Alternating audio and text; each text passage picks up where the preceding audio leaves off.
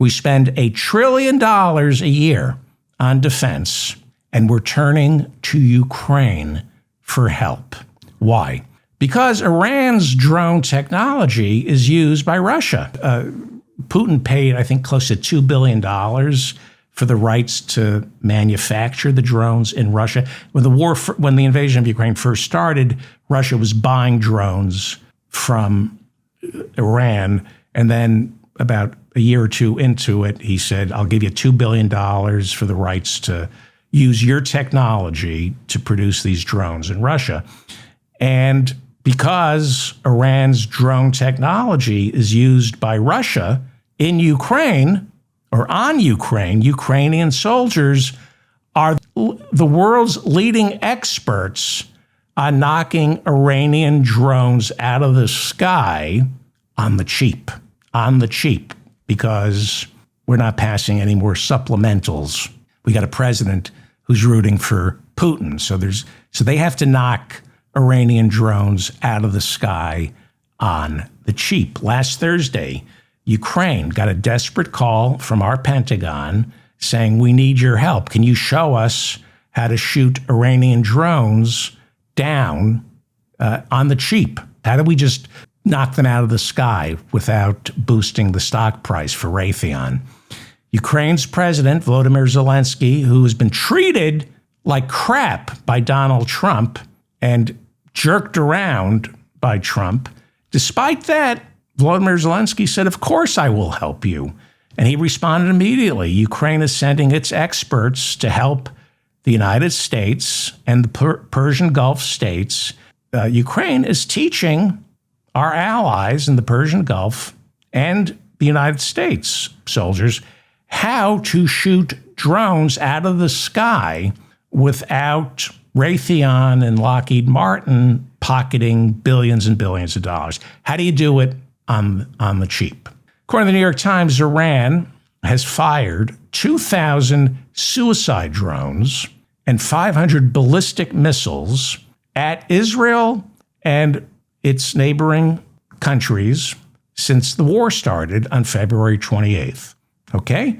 Iran fired 2,000 suicide drones. They go one way, and they have explosives attached to them. They're like kamikazes, and they can fire missiles, and they have fired 500 ballistic missiles. The Persian Gulf states, Saudi Arabia, Kuwait, UAE, they burned through more than 800 Patriot missiles in a matter of days. In 2025, America sold a total of 625 Patriot missiles worldwide to militaries. The Persian Gulf burned through more than 800 Patriot missiles in a matter of days. Why would oil-producing states have any clue on conserving? It's not what they do, right? They're wasting these Patriots in the Middle East. If you look at Iran, if you look at Ukraine, according to the New York Times, Russia has sent 5,000 attack drones into Ukraine for the month of February. It's a lot. And Ukraine has knocked 87% of them out of the sky. The other 13% either get through or aren't worth knocking out of the sky because they're going to land in the sea or on farmland. So how is Ukraine doing this with limited Patriot missiles and not too many high-end guidance defense systems like THAAD? The Times says Ukraine, not the United States, Ukraine has revolutionized anti-drone warfare by building their own class of interceptor drones. Ukraine has its own military-industrial complex. They're building their own interceptor drones. They're learning to shoot Iranian drones out of the sky with high-powered machine guns. That's one of them right there. Not as expensive, not as much profit for Raytheon and Lockheed Martin. They have simple, low-tech missiles that are fired by F-16 jets, and they use high-tech signals to jam the frequencies of the drones' guidance systems. So they fly off, they jam the drones, and they self-destruct.